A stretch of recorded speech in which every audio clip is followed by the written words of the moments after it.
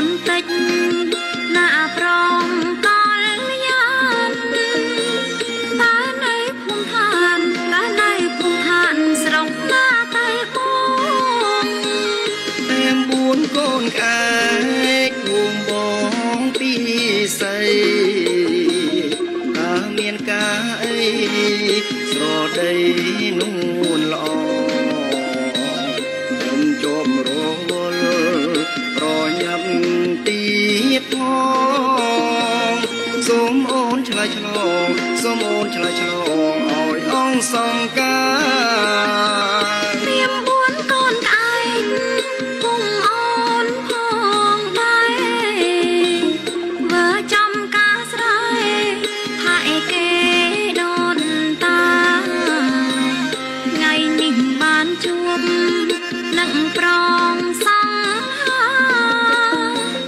រំជួលចិន្តារំជួលចិន្តាអូនសែនខ្វាយខ្វល់ឃើញភ្លៀងអូនម្ដងបងមិនចង់ក្លៀនចង់ជួយជេទៀនណាស្រងនេះមលសូមភ្ញាក់វាចាស្នេហាតាមខ្យល់បងផាន់ទៅដល់បបផាន់ទៅដល់ស្រីដែលខ្ញុំស្នេហ៍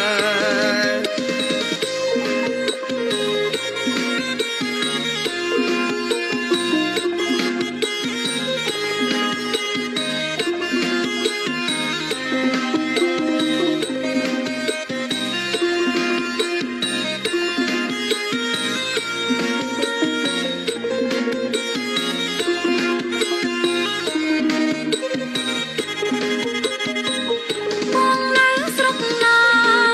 សង្ហាវ័យម្លេងរឹងដូចនាងចេញសំដីក៏បាន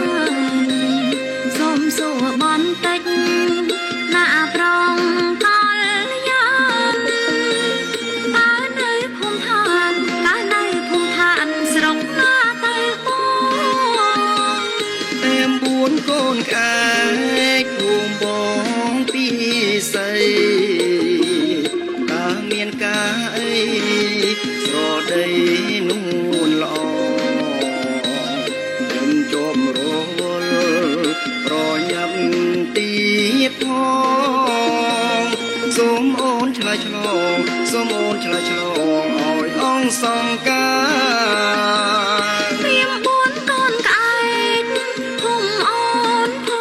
ងដែរធ្វើចំការស្រែហើយគេដូនតាថ្ងៃនេះបានជួបនឹងប្រងសង្ហារំជួលចិន្តារំជួលចិន្តា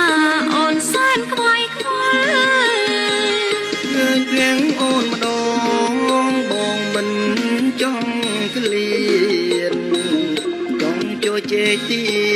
នណាស្រងនេះមលសូមភ្ញាក់វាចាស្នេហា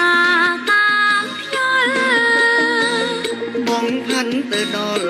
បបផាន់ទៅដល់ស្រីដែលខ្ញុំស្នេហ